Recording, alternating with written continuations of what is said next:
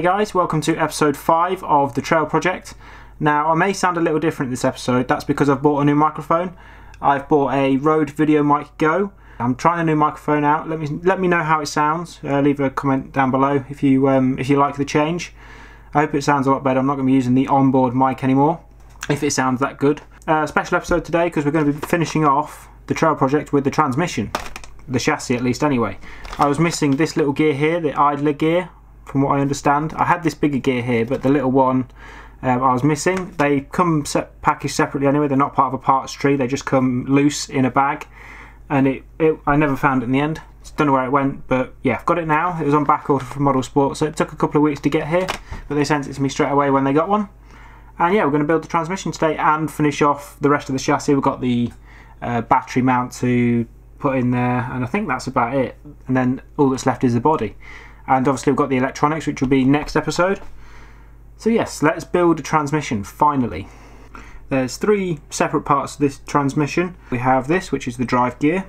So this is actually the only metal gear in the transmission. So we'll see how long it lasts. If the gears do end up breaking, I'll just upgrade straight to metal ones anyway. So yeah, we get a pin in there. Then the metal drive gear goes on. This is quite tight, so you might have to just push it down on the table a little bit, like that. Then we have a bearing on the one side and a bearing on the other side. And now what I'll do is I'll assemble it all in the diff casing, transmission casing, and then I'll whack a load of grease in there. I'm not going to do it now because I'll get grease everywhere. Then we have the idler gear, the missing one. Now this is, from what I've seen on YouTube, this is the one that actually strips out most commonly, and the first one to go. Again, really tight tolerances in these plastic gears, so that's good. Push those bearings in, and it's just a tiny little rod there. We'll put that in a minute. Now the last one is the actual gear that runs the 2 drive shafts. So you've got the 2 ends just there. So they're the part that actually connects to the big long drive shaft underneath. Gear here does have holes all the way around the outside, and then these screw either side. So one side is threaded and one side isn't, and you need thread lock on this because you're screwing straight into aluminium or whatever this is, steel. I think it's steel actually. So you need thread lock just so it locks into place, because if these come apart you're going to have a right mess on your hands.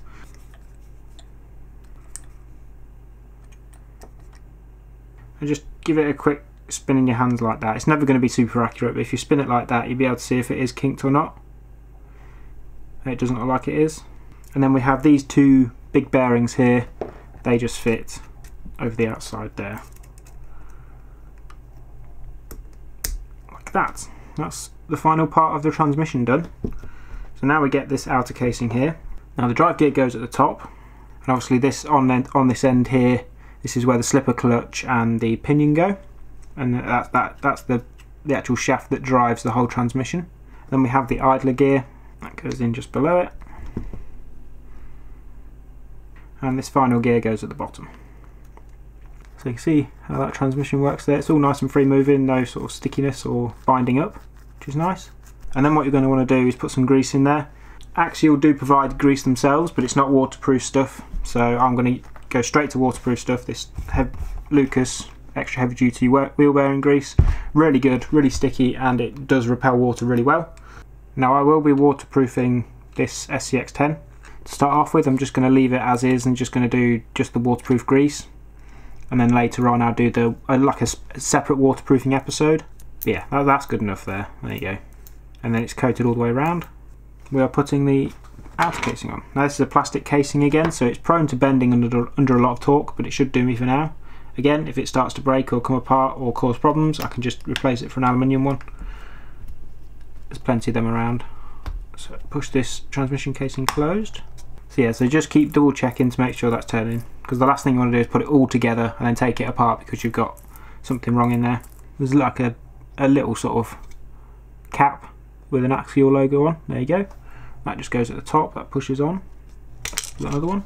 Yes, that one instead. So that pushes on just to seal it up.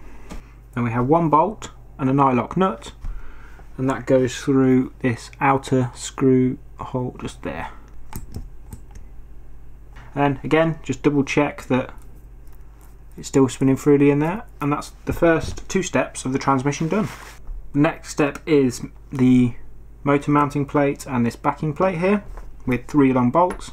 This is quite nice, it's an aluminium piece, nice Axial logo on there. So again, they could have provided a plastic piece, probably what Tamiya would have done, but yeah, aluminium pieces, which is very nice. This slots into this backing plate here, and that slides onto the top of the transmission, and then this screws in. Again, you need more thread lock on here because you're screwing a metal bolt into a metal plate.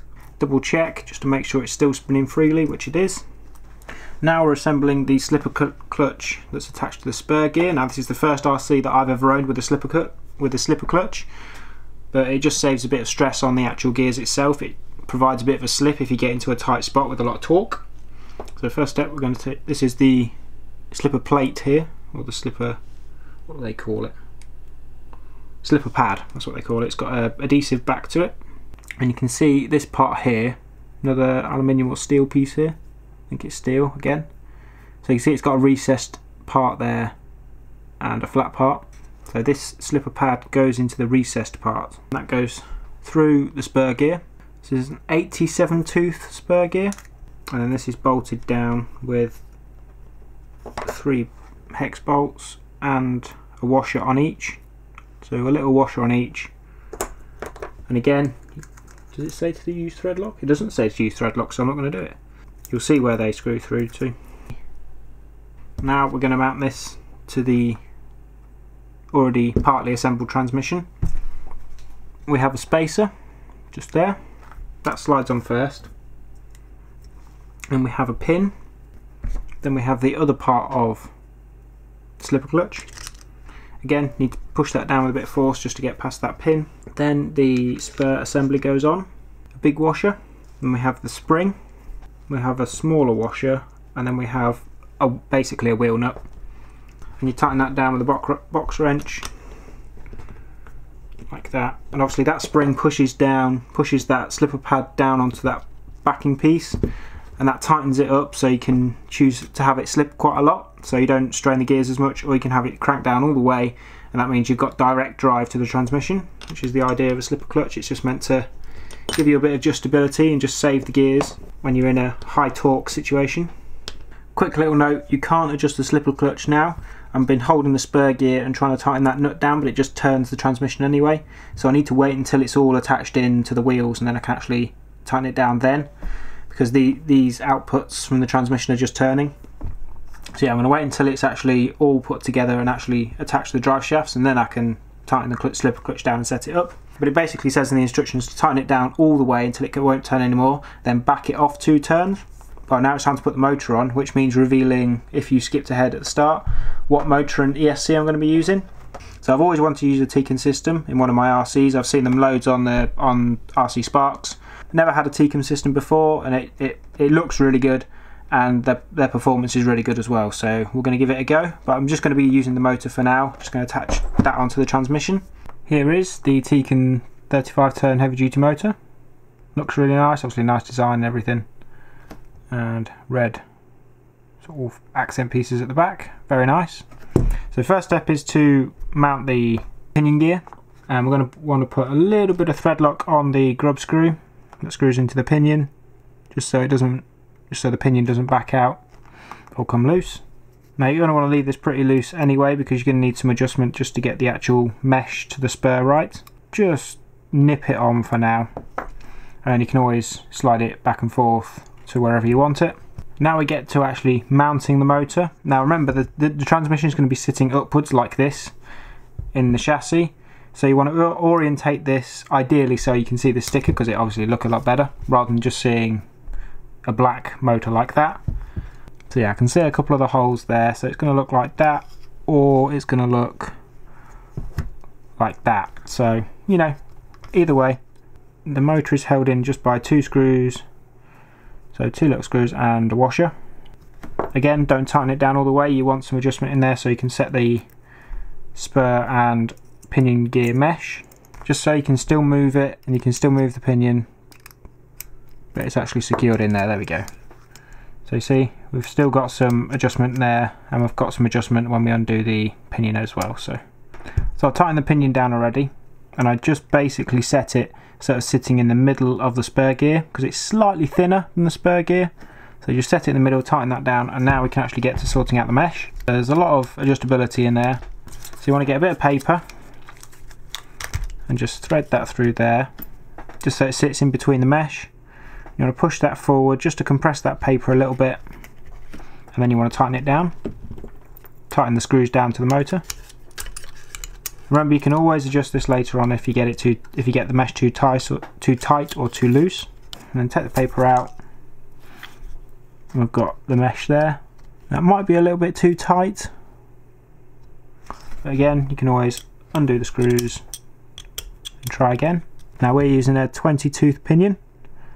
Now I never know what the ratios are or anything like that, so can't really give you any info on that, but we've got a 20 tooth pinion and we've got a 87 tooth spur. Just adjusting it by eye now, just to see what fits. But yeah, the paper method is usually the best way. It depends how thick your paper is though. If you you're using like a newspaper, you've got really thin material there, and if you're using a really thick paper, the meshes can be too big. So there's a little bit of play in there. I'm gonna have to mess around with it, but that's the basic principle. Put a bit of paper in there and then see how tight it is and adjust it accordingly. But generally the paper method is the best way. So that's a pretty good mesh there. It's not too tight, it's moving nice and freely, and there's a bit of a gap between the teeth. That's what you want. I have swapped the motor around because I realised that when I was sitting down there, the sticker was over there, so I've got it there so you can just see it a bit better. But yeah, that's all sorted. I've got the mesh all set up and the pinion all set up, so I can always mess with that later on if I'm not happy.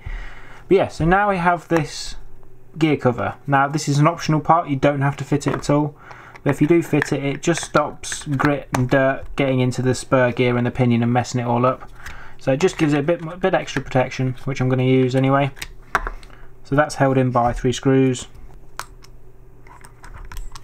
Now this cover obviously means that you can't access the pinion gear and the actual pinion mesh so easily, so you are going to have to take it off if you want to adjust that. Now this hole here is big enough to fit the box wrench, so you can actually adjust the slipper clutch, which is nice, and that's just covered up with this cap, and all you have to do is take that cap off, adjust your slipper clutch, then put that cap back on. Again, it just gives it a bit of extra protection, just stops dirt and grit getting in there. I think it looks a lot more complete, looks a lot better, and it just keeps all the dirt out. So that's one finished transmission. It does still spin. I was testing it before I actually put that cover on. So now it's time to mount this into the chassis. And that's the transmission in the chassis. Now you need to be very careful. I found out there's 2 different types of screws to screw in the transmission to the skid plate. You've got some shorter ones on the outside, and you've got the longer ones on further inside. You need to make sure they're the right way around, because I ended up nearly stripping out one of the screw holes on the transmission, but I realised that there were the different size screws, and I got that all sorted. So yeah, that sits in there quite nice, very very tight to the top of the link there, but it all fits in, it's all sort of spaced out very nicely. So now we've got to attach the drive shafts.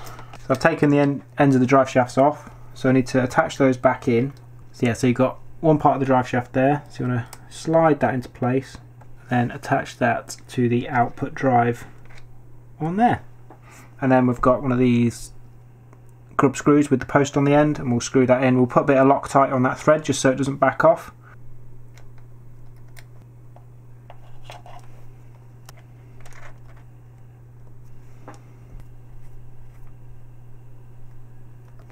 So that is the full drive line done. So now I need to sort out the front bumper again. As you can see, there is no front bumper on there now. In the last episode I showed you the upgrade bumper I got from a guy at work for £10. It was from Team Raffy, and you can see there's no front hoop on here. I put this somewhere it shouldn't have been, and it fell off and landed on this front bumper and bent it quite badly. Yeah, you can see a couple of holes in there, and basically this front bar was screwed into place, and it actually landed on the bumper and bent and was really loose. Now this bumper isn't the most expensive, isn't the most well made, but it pretty much broke straight away, and the heads of the hex screws holding that front bar in, the heads were stripped from factory anyway, so I think that bumper's pretty much scrap anyway. It's bent the ends of these pretty badly, and yeah, it's pretty knackered. So we're going to ditch that and we're going to just install the stock one for now.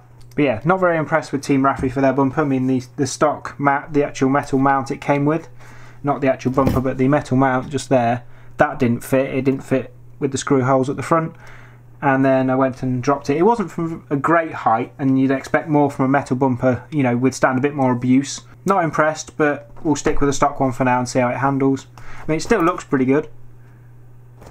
So it's got a sort of a lower front bar structure, and it's a bit squarer. But yeah, we'll see how it goes and see what happens. I'm going to install the receiver box, well, ESC and receiver box, ready for electronics install next episode. So it sits in this front portion here, mounts to the 2 screws there, and there's like 2 little mounting points.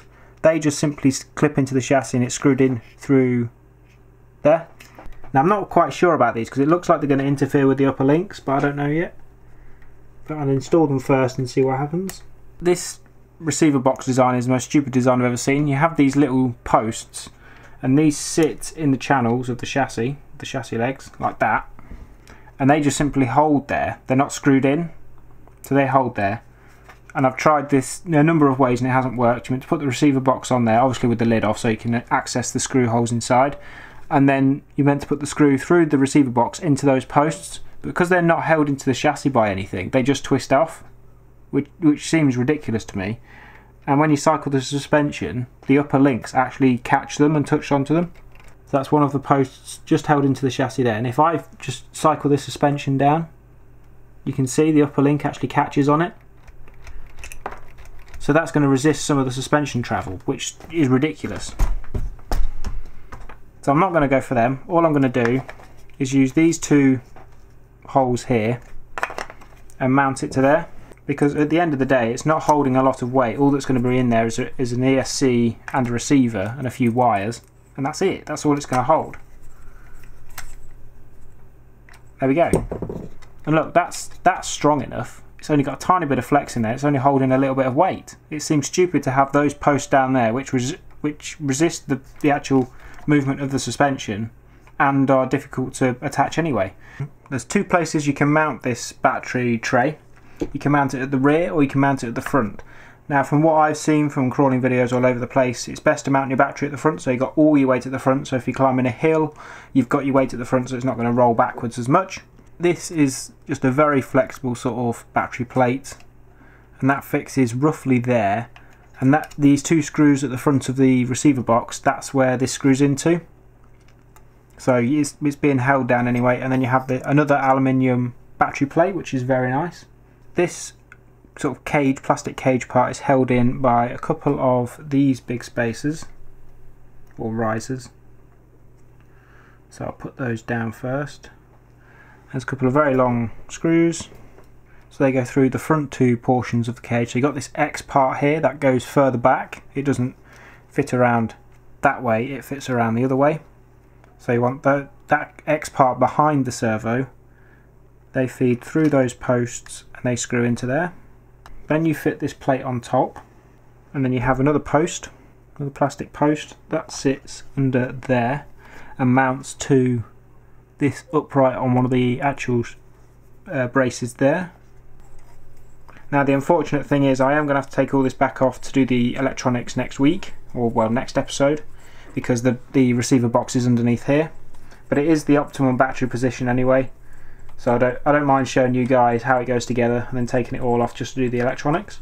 And then we have a very small hex screw that goes to this back hole here, and that just holds this bottom cage up to the aluminium plate. So it's fairly sturdy. That's going to rest on top of the receiver box anyway. So you know, see there's a bit of flex there, but it's going to rest on top of there. Still room for the servo. Doesn't clash with anything. So yeah. That's the optimum battery position at the front. I am probably going to have to mount it at the rear when I go for a chassis mounted servo. I did try and tighten the slipper clutch down all the way as it is, but I couldn't do it because it kept turning the tyres, and there wasn't enough force going against the transmission to tighten it all the way down. So what I did is I disconnected the rear drive shaft, took that out, and then got the hole in the right position and basically put a hex driver in there. When you twist the bolt for the slipper clutch all the way around, that means the hex wrench rests on the metal chassis there, and you can actually tighten it down because there's actually a resistance to the force. So I've tightened that down all the way as far as it will go until it's properly tight, and then what I'm going to do is push it all the way through until that locks to another position, so that will lock all the way to there, and then it says to undo it 2 turns. So that's tightened down, that's locked down all the way, that's as far as it will go, so I'm going to undo it 2 turns like the instructions say. So that's 1 turn and that's 2 turns. There you go, that's the slipper clutch setup. Now if that's too loose, what I can do is I can just take that output drive off and uncover this bit here and tighten it back down. Either way, that's the slipper clutch sorted out. Now it is possible to get this sort of extra cover over the top here without actually removing the transmission. It's a bit tricky because the bolt all the way under there is quite difficult to get to. But what I found is if you get your wrench and feed that in first, you can tighten that up with a pair of pliers. So you've got the wrench there, you can just get a pair of pliers and wrench it like that, and that'll tighten that screw up. The other ones are fairly easy to get to anyway. It just makes it a bit easier so you don't have to remove the transmission, because that's a right pain. You have to disconnect the output drives, unscrew all 4 holes just to put this cover back on, so it's just much easier to do it like this. That's about all I can do this episode. Got pretty much the whole chassis done, bar electronics, which is going to be next episode. Got the ESC and the receiver to wire up. I've got to solder a couple of wire connections onto the motor, and I've obviously got to centre the steering servo. It's sitting down there. Put the horn on it, get all the steering attached up together, calibrate the ESC and all that sort of stuff. But yeah, other than that, the chassis is finished. Obviously we've got the body to go as well. There's obviously quite a lot of detail in that body, a lot of scale items and spraying it, getting it all cut out, all that sort of stuff. So that's going to be a separate sort of mini series on its own. But yeah, I really love the build so far. There's a couple of things that I'm not too impressed by. Those receiver posts were completely ridiculous. It's going to be quite tight with the servo horn and this front brace here that goes up to where the battery mount. It's going to be a bit tight to fit a servo horn in there, but I think I'll manage it. Really impressed with it, and I'm really looking forward to actually running it on the track. Thank you for watching. If you want to check out the Facebook and Twitter pages, links are down below in the description box. I hope this series has been helpful to you, and I hope you've enjoyed it, and I shall see you next time on RC Projects. Bye.